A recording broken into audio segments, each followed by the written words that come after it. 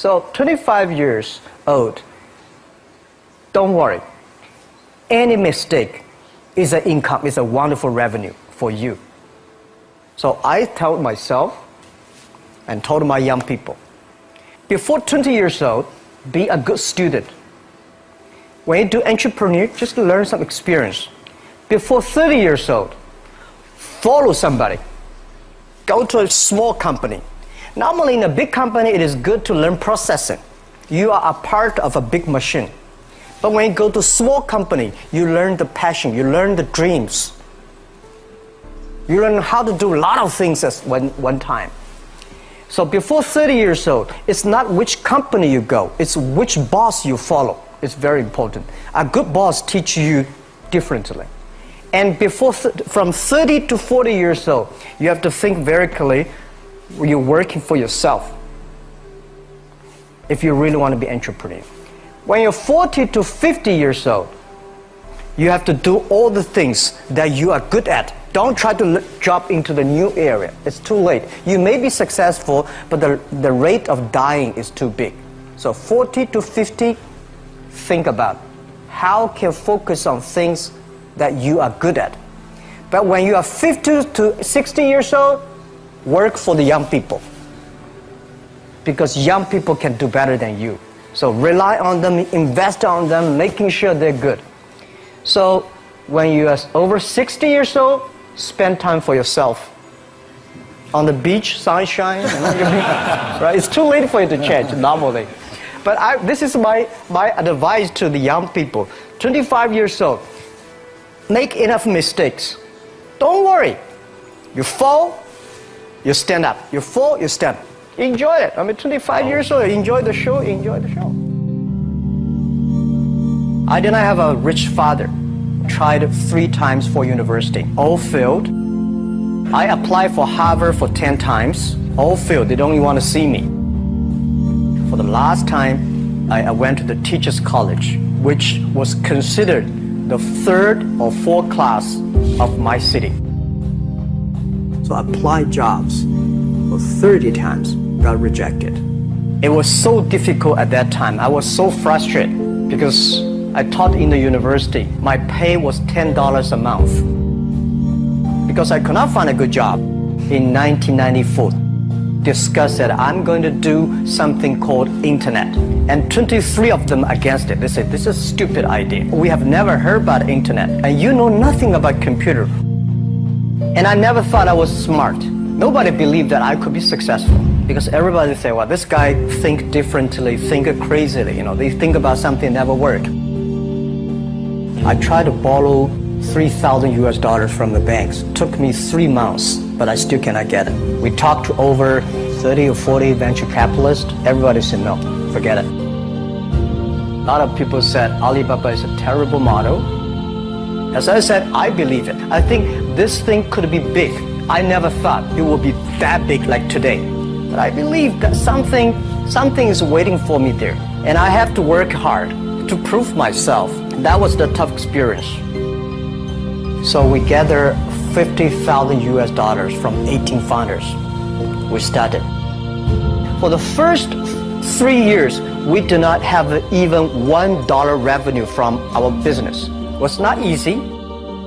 Why it keeps going ahead, going forward? Because I received lots of email of thanks from the customer. They say, this is such a great thing. We cannot pay you, but this thing helped us. If you keep on helping us, one day you will be successful. And I believe this. Little by little, we build up our business. Little by little, we build up our ecosystem of the infrastructure. And now, after 16 years, we have an Alibaba group, we have a Tmall group, we have a Taobao group, we have Alipay. And people said, you are so smart. How could you make a company like that? Bill Gates, Warren Buffett, Jack Welch, Larry Page, Mark Zuckerberg. The difference between those people and other people, they are always optimistic for the future. They never complain. They always try to solve the problems of the others. When you're optimistic, it's always opportunity. People, same here today. Jack, where's the opportunity? I don't have a job. I don't have this. I don't have that. We are at the best time of this century. The best assets you have is that you are young. Don't complain. Let the other people complain. The opportunity always lies where people complain. Think about how you can make things different. Is there anything I can do that make the difference? And then when you think about this, start to do it.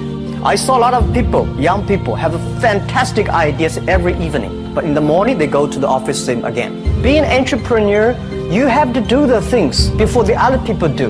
You have to wake up before the other people wake up. You have to be more brave than the others. Use instinct. Everything you do is to the need of the customer. To everybody, to any person, tomorrow is new. Make the move, make the action.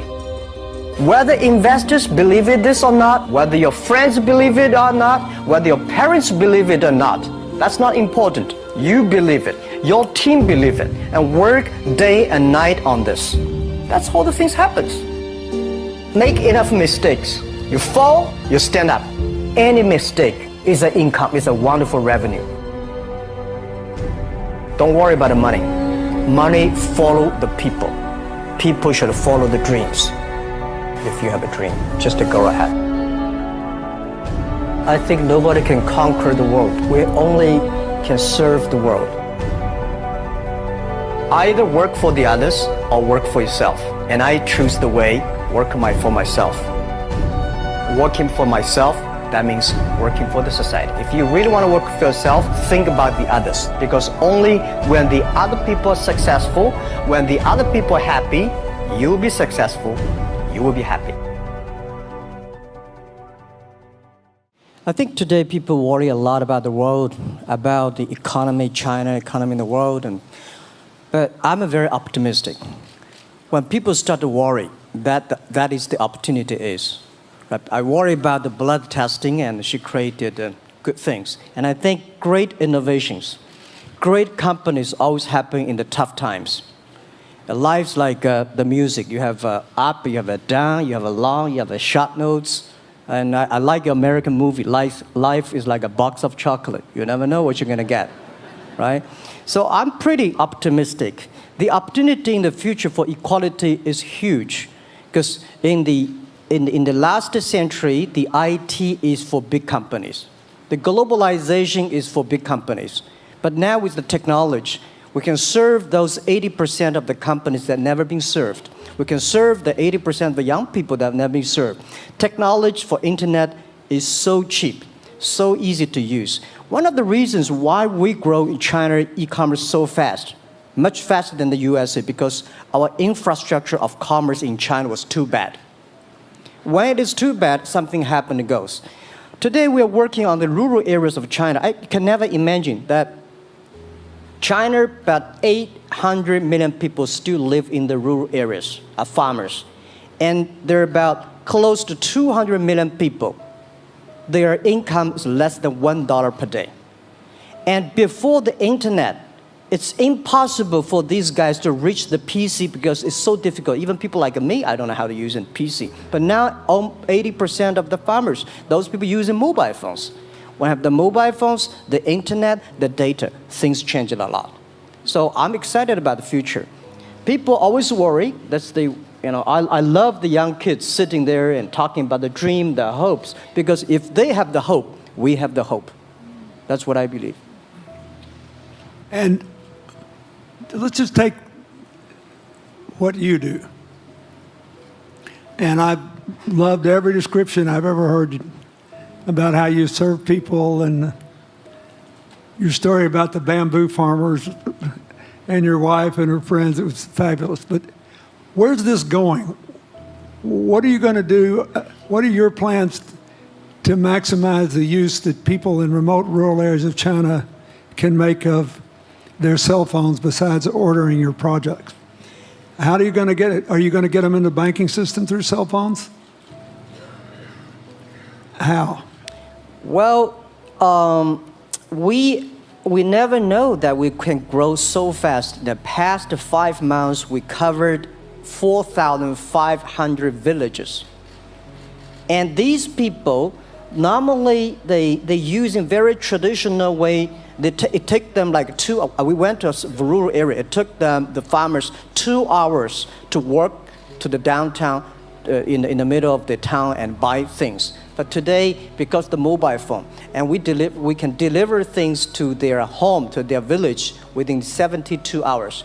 I remember last week I read a very interesting thing. This is amazing. There is a girl, she told me a story.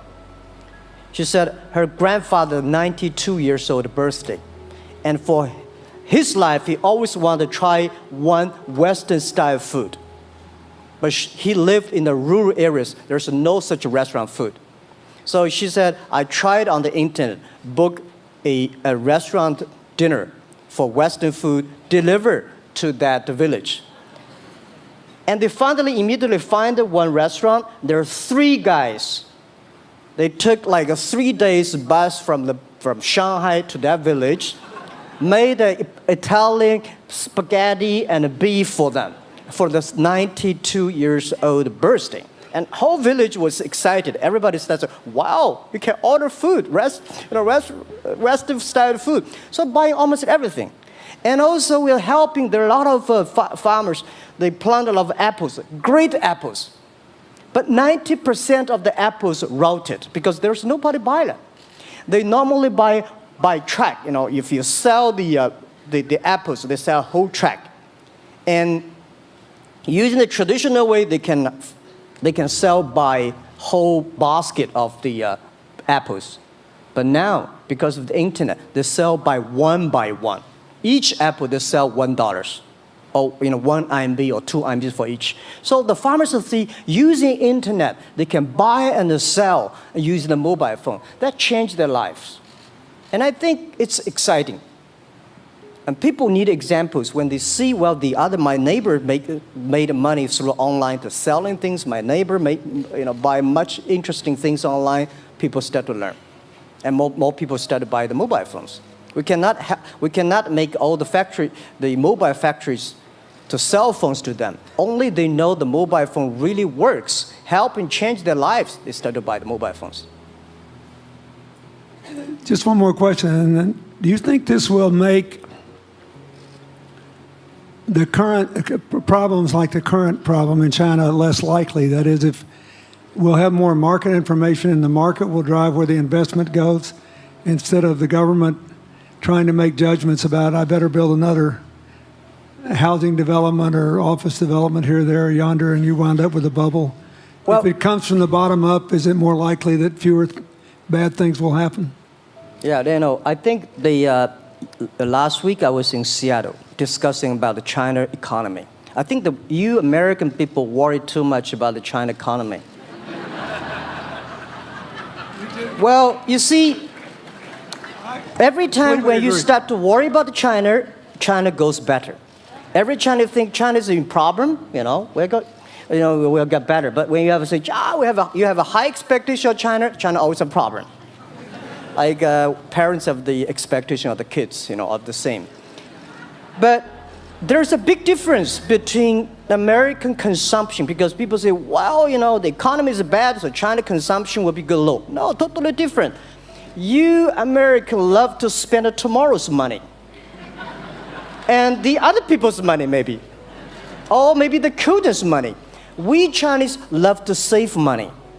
We are probably the largest country, the safe deposit in the whole world because we've been poor for so many years. When we make money, we put in the banks because someday we know the disaster is coming, so we can spend the money. So when the economy is bad, we still have the money to spend. You guys probably don't. You worry. And the second thing is that China been focusing on developing for the past 30 years. China government so strong on investment, so strong on exporting, but they are too weak on the domestic consumptions. Domestic consumption is not driven by government, it's driven by entrepreneurship, driven by the market, not the government. So in the past 20 years, government is so strong. Now they're getting weak. It's our opportunity. It's our showtime to see the market economy, entrepreneurship, how we can develop the real consumption. I think if the China developed the great consumption, we have a 300 million middle class. In next 15 to 20 years, we're going to have 500 million middle class. We need to import a lot. So when we start to import, that's a great. I worry a lot when we export. When we export, we got a terrible sky, we have a terrible water, we have a terrible environment. When we start to import, we got to be better. So that's all the great opportunity, guys. Be happy about that. I'm serious. I agree with that. I'm serious. Yeah. Worry about yourself. Don't worry about the others. The reason some of us worry about China is we depend on you to buy our debt. However, I tried to be more Chinese when I was president. I saved a lot of money. So good. Good. But I just wanted you to say that because I really believe that. I mean, I think you're absolutely right. The trend toward greater internal consumption I think, will remain unbroken in spite of whatever the difficulties are in the next few months. I think it's important not to overreact. You can't break the trend.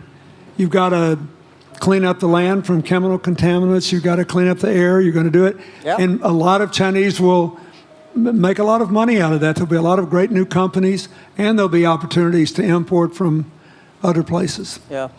So can you discuss your theory of what you're doing and other things in terms of whether it advances equal opportunity and social solidarity? Tell them what you think is going to happen.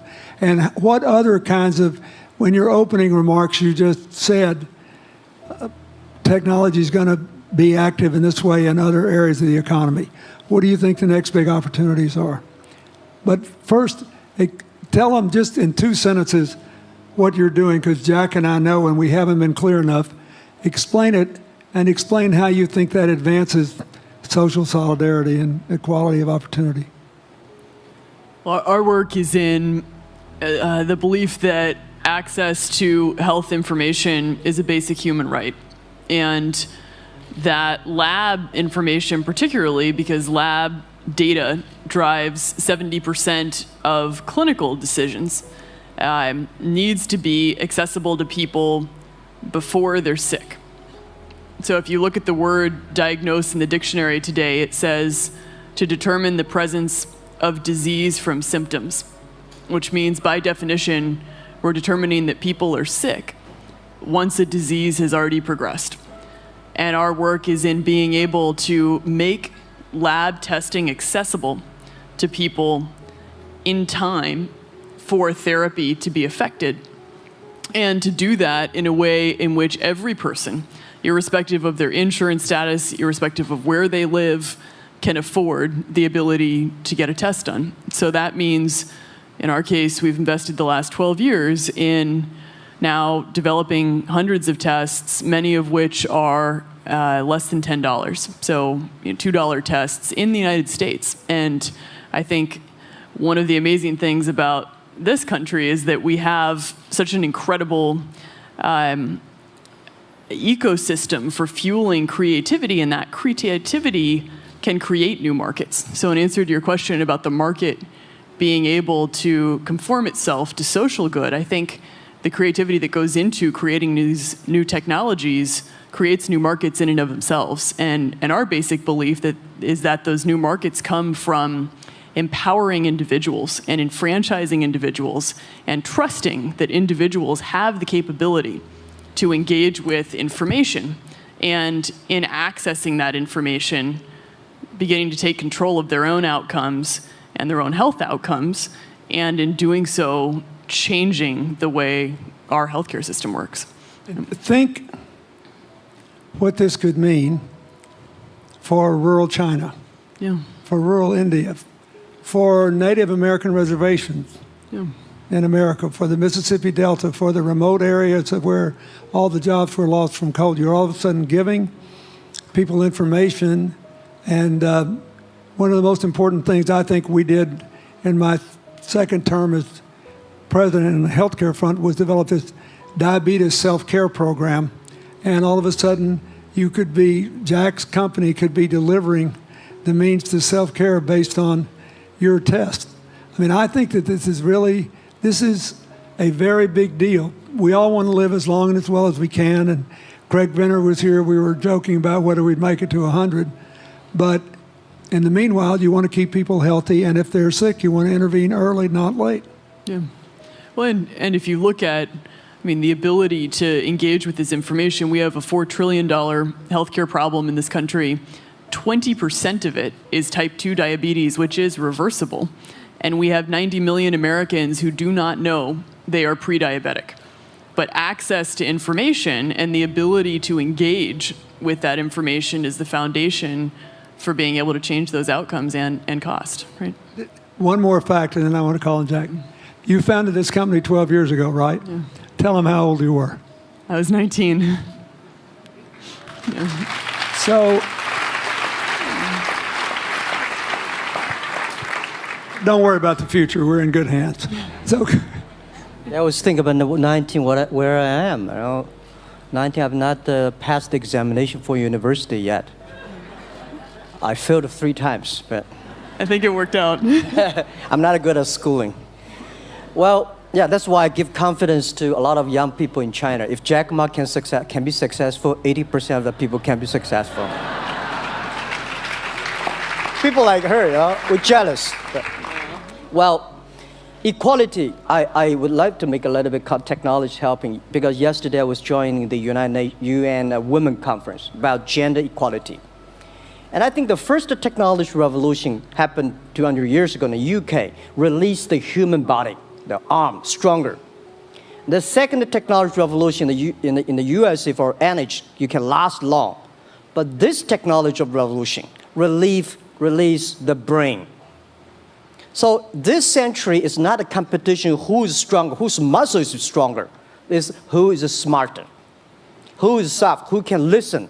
It's the challenge of wisdom. So man, woman equal. On the internet, you can never see he's a woman or man. And on the internet, women can serve much better than men on the internet. Men talking about the business, talking about numbers, competition, they make business very cold. Women, they make business very cozy, lifestyle, and interesting. 50%, more than 50% of our shop owners, more than 5 million shop owners are women. And people love that.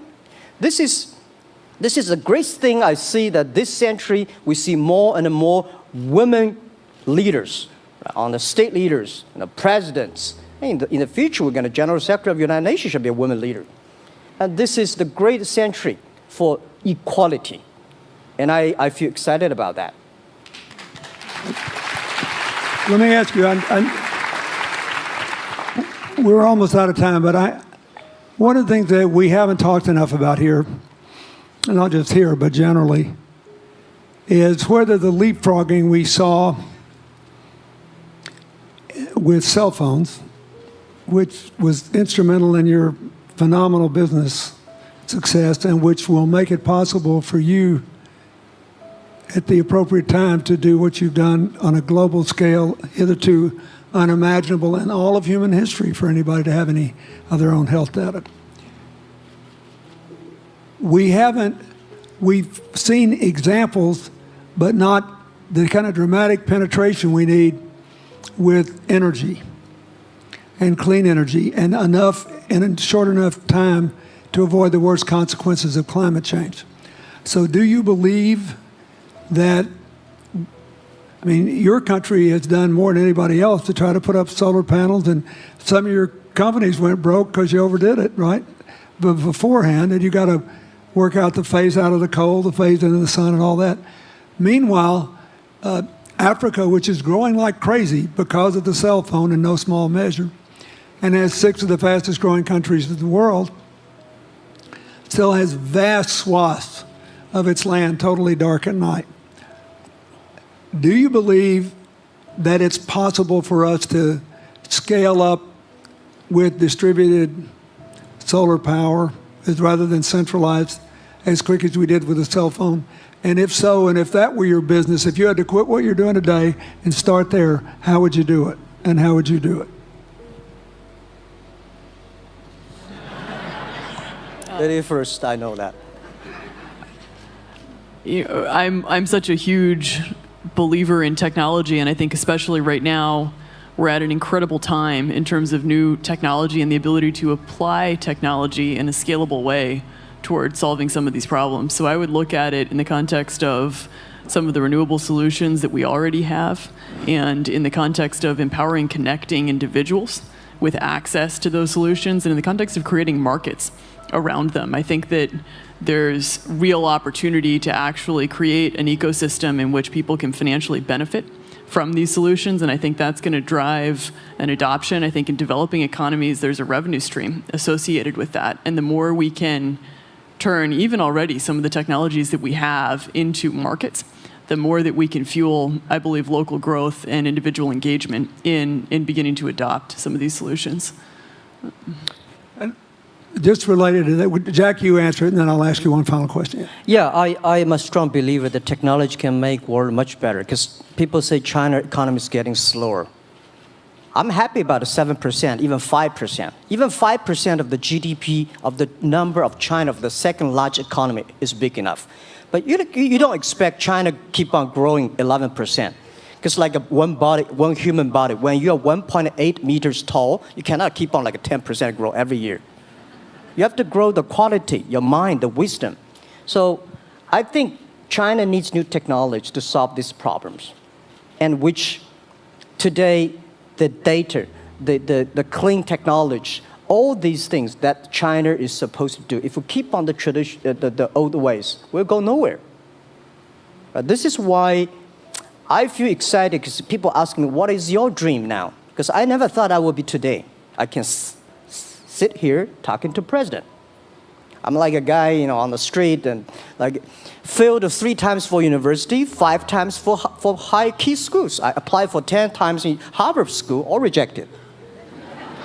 I never thought, because of the technology, because the internet gave me this opportunity. So I think when I retire, I don't want the Chinese people have a terrible water to drink, unsafe for food, and the money we make all spent in the hospital. That's disaster. So how we can using the technology to enable young people, the great chance of this world, don't worry about, we got 1.4 billion people who were born in 1980s. They are the people of the internet times. They are going to have new ways to solve the world problems. The things you are worried about today, they can solve it. And human beings have these kind of worries for centuries. And young people can always solve it. And today, when you have a right direction, clean energy, the climate change, all these issues, they will be solved, and these are the great opportunities ahead of us. Anything else? I agree with that. I think the more we can enfranchise people, the more we can create ecosystems in which individuals are empowered, the more we give rights to individuals to be able to build businesses, to be able to pursue the economic benefit of technologies, the more you see these markets change. Before they leave the stage, I want you to look at them. And I want you to think about the time we have had to spend here dealing with the refugee problems in Syria and Lebanon. Stand up, Elias. This is my friend Elias Bousab. He is the education minister in Lebanon. He's got to educate all these kids. And so he left a miracle that very much reflects the lives that Elizabeth and Jack have lived. He was in a very responsible position at the American University of Dubai. They started bringing American scholars over there to live in an Arabic culture. He did all these wonderful things. Lebanon got in trouble. He went home to save his country. What is the difference? How much more could he and every smart Lebanese person do if they could focus on these things? And why can he not? because the place is dominated by people who think their differences are more important than their common humanity and their common challenges. You cannot imagine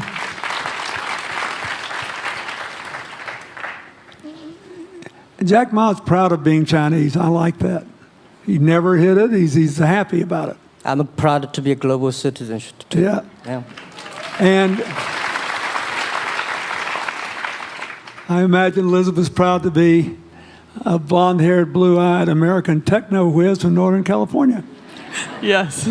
But they don't, not a word either one of them has said has defined the meaning of their lives or the direction of their work with negative reference to someone else.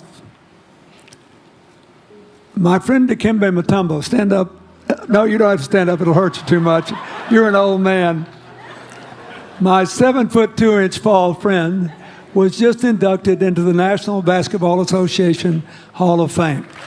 And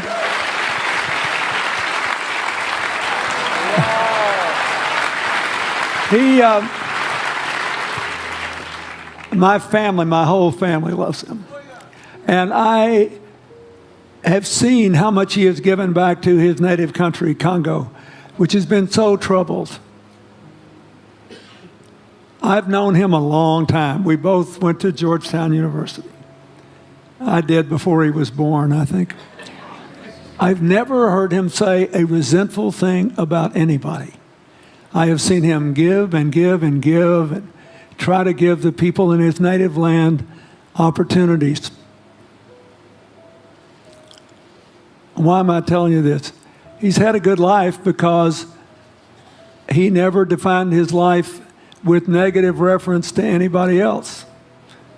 He never begrudged anybody else's success, and he thought he had an obligation to help other people. I'm telling you, we are back in a time of collective global insecurity where the main struggle is the oldest one in human history, just in modern techno realities.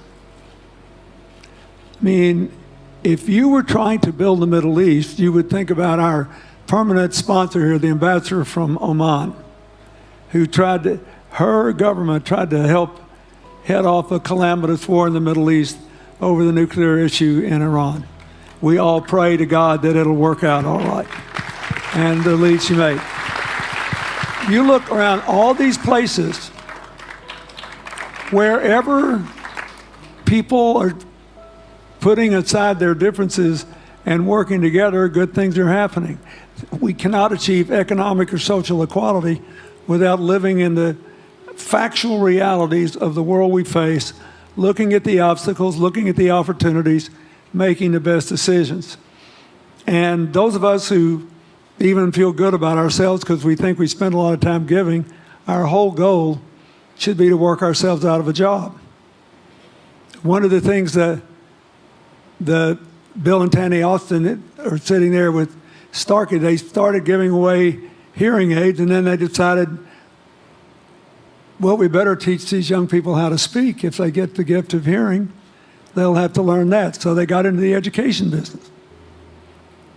Sonny Varkey got into the education business and decided somebody ought to do something really dramatic to remind people that the only people that really matter are the teachers. So he gave the first Global Teacher of the Year award last year, and an international panel gave the prize to a teacher from Maine who promptly gave the entire $1 million to her school. The woman never made any money in her life. She gave all the money away immediately. The future is going to be forged by people who think of how to use the modern tools that we are given, as Elizabeth and Jack have, to create opportunity through empowerment. And it will not be a straight line. It's too many moving parts. But I just want you to think about that. The reason you feel good looking at them is that you identify with them even though they're different from you. And that's basically where we are all over again, and we can't slip back. We can't give up. That's why when we had the Prime Minister of Italy and George Soros talking about the future of Europe, and George said it was coming apart, and the Prime Minister said, no, it doesn't have to come apart if it's about something more than economics. I thought it doesn't have to come apart if you will it not to. And you put yourself on the line for it. There are no guaranteed outcomes today, but you can guarantee that the trend is right. So go ahead, you were going to say something, weren't you? Yeah, I just wanted to add, I mean, as we're talking about the future and from my own experience and looking at all the faces here, I think a huge part of the answer to your question is also to raise our little girls with the stereotype that they can be the best in engineering and science and math. Because when they do in all of these industries, it changes everything. And we need to do that in this country, and we need to do that as parents in other countries. You know? Yeah, I was thinking about if what you say. I think about when you talk about problems, you normally it's like a politician. When you talk about opportunities that the business people, I was thinking about how we can using this all the problems that change the problem become the opportunity, and. I don't know. I just feel excited when people talk about problems. I think think about if you can solve one of them, that's the chance. And today, nobody live in this century has so many opportunities and so many tools they can use to change other people's life. And I think in the last century, which I call the IT time, this century is called the DT time, data technology. IT is to empower yourself, make yourself strong. DT is to empower the others. When you empower the others, you empower your future, yourself. So when I listen to you talk, I agree, and I think that's why we were born in this century. That's why how we can use the internet to help more people. Let's give him a hand. Thank you.